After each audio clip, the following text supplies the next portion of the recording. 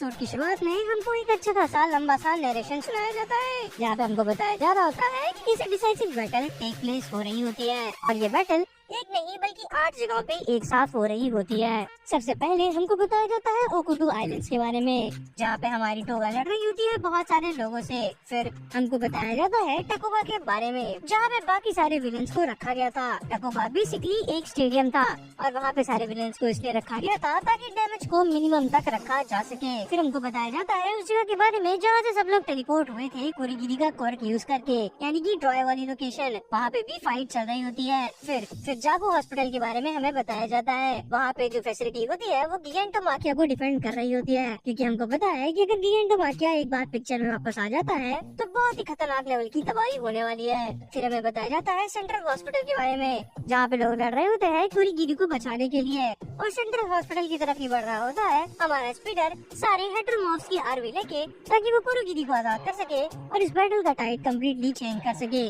दूसरी तरफ कामिनो वार्ड में हमको दिखाया जाता है डाबी, जो कि ग्राउंड जीरो पे अभी भी लड़ रहा होता है शोटो से, जिसने शोटो के लास्ट मूव को कॉपी कर लिया होता है। अब डाबी भी यूज कर पा रहा होता है फ्लैश फायर को, और इसी कारण शोटो बहुत ज्यादा हक्का बक्का होता है, क्योंकि इसने वो स्पेशल मूव बनाया था और वो इसी से डाबी को खत्म करने वाला था। पर अब तो डाबी ने ही वो पूरा मूव कॉपी कर लिया होता है। डाबी हंसने से बोल रहा होता है कि अच्छा हुआ कि मैंने तुमसे पहले लड़ाई कर ली, अब कम से कम एंडेवर से लड़ने के लिए मेरे पास एक और हथियार भी है। फिर हमको बताया जाता है गूंगा विलेज साइड के बारे में, जहाँ पे ऑल फॉर वन होता है और एंडेवर से लड़ाई कर रहा होता है। वो जाते जाते एंडेवर की तारीफ भी कर रहा होता है। वो कह रहा होता है एंडेवर भाई तुम तो बहुत यार ताकतवर निकली, मैंने तो तुमको अंडर एस्टिमेट कर लिया था, तुमने तो एकदम तबाही मचा दी भाई, तुमने मुझे एरी का क्वर्क यूज करने में मजबूर कर दिया, ये क्वर्क जो मैंने बचा के रखा था अपने फाइनल पुश के लिए, पर मुझे तो उम्मीद ही नहीं थी कि तुम ही मुझे वो फाइनल पुश दिलवा दोगे। फिर हमको दिखाया जाता है डेकू, जो कि अभी भी बढ़ रहा होता है यूए के फ्लाइंग फोर्ट्रेस की तरफ। फिर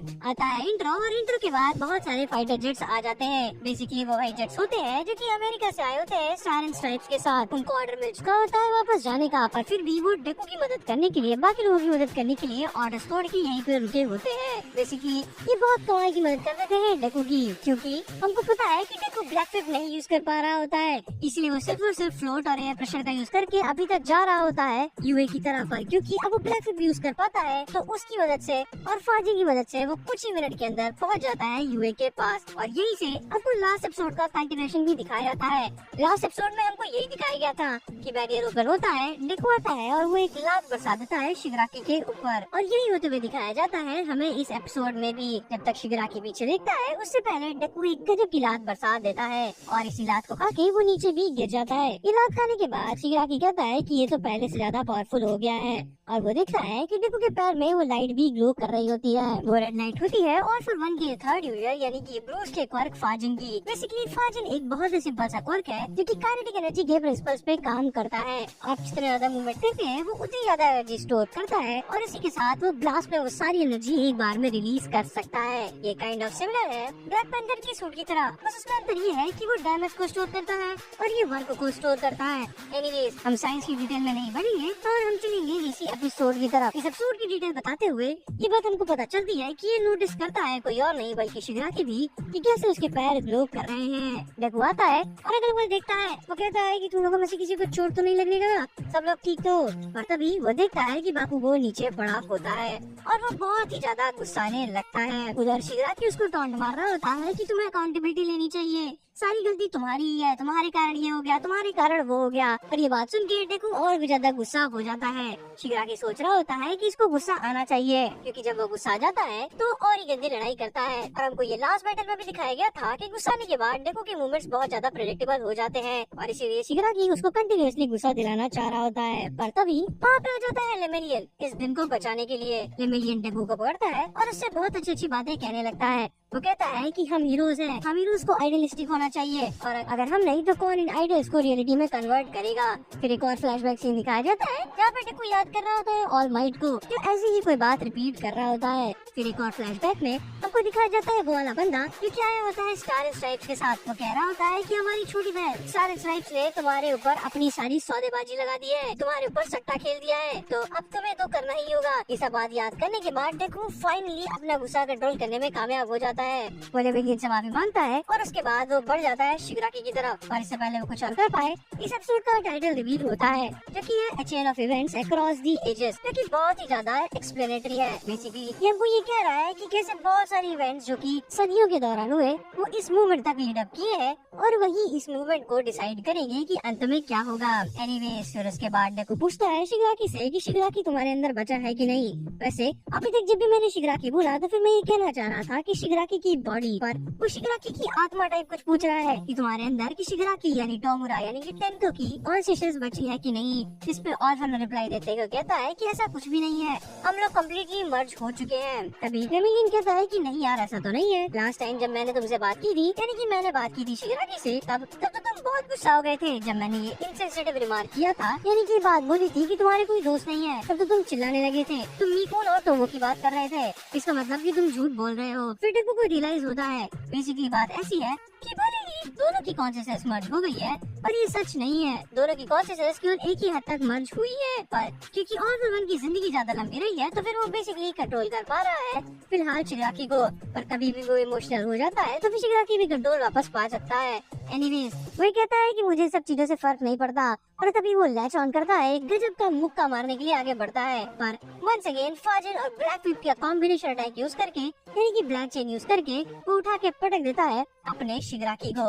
और यहाँ पे होने वाला है सबसे ज्यादा कमाल का रिवील, सबसे ज्यादा मजा इस एपिसोड में यही से आने लगता है। बेसिकली हमको डेकू का नया क्वर्क बताया जाता है जिसका नाम है गियर शिफ्ट, और ये क्या कमाल का क्वर्क है। डेकू यही क्वर्क यूज करके कंटिन्यूअसली मुक्के बरसा देता है शिगराकी के ऊपर, और ये मुक्के इतने ज्यादा फास्ट होते हैं कि मुक्के पड़ने के बाद उसकी आवाज आती है।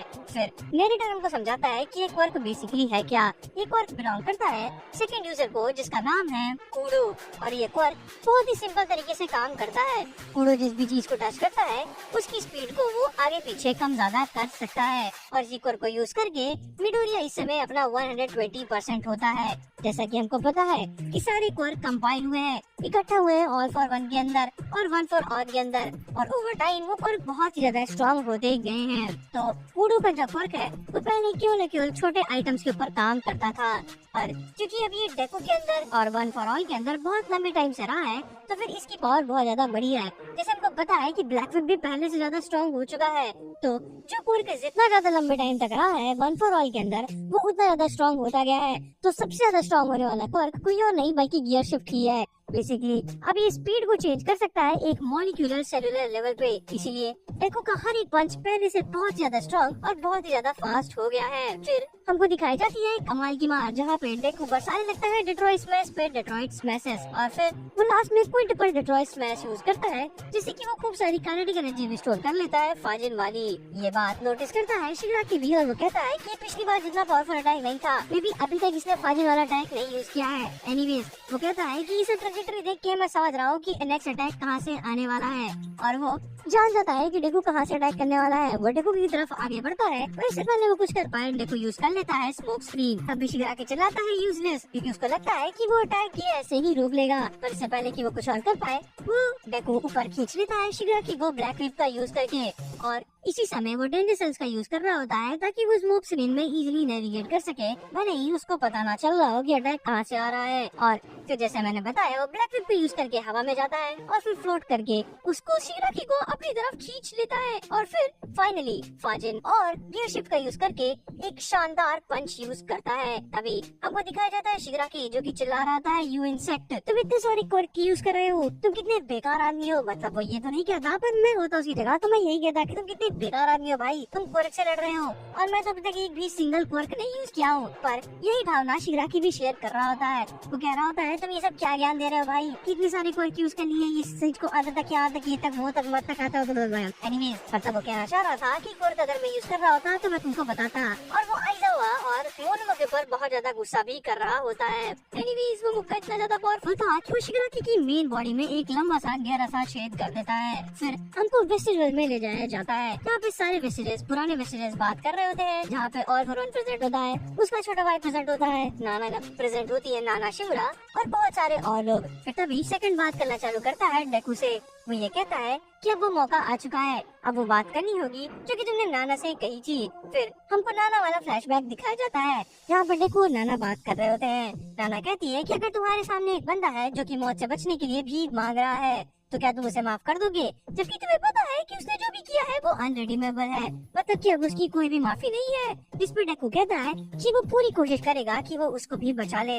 वो बचाना चाहता था उस बच्चे को जो कि शिगराकी की बॉडी के अंदर था, यानी कि टेंको शिवरा को। फिर वंस अगेन शिगराकी वही सब चिल्लाता है कि कैसे उसका क्वर्क, ये क्वर्क, वो क्वर्क, और फिर उसकी बॉडी एक और बार म्यूटेट होने लगती है और उसके पेट में से कुछ बहुत कमाल का निकलने वाला होता है। और उससे पहले सीन कट हो जाता है और फिर हमको ऑल्वेरन की आवाज सुनाई दी जाती है जहाँ पे वो कह रहा होता है, मेरे प्यारे भाई योइची, अगर ये सब बातें डिसाइड करने वाली हैं कि कौन बनेगा विक्टर, कौन बनेगा लूजर, तो मेरा अभी भी एक और चांस है। और फिर सीन कट होता है और हमको दिखाया जाता है स्पिनर जो कि पगला गया है, उसके मुंह से झाग निकल रहा है और वो पहले से बहुत ज्यादा बड़ा भी हो गया है। बेसिकली ये सेंट्रल हॉस्पिटल के पास है और वहीं पे वो वाले हीरोज भी हैं जो कि मेटामॉर्फ है। तो मेरे ख्याल से अब हमारा पॉइंट ऑफ व्यू चेंज होगा और हमको दिखाई जाएंगी ये सब फाइट्स। तो इस एपिसोड में तो इतना ही।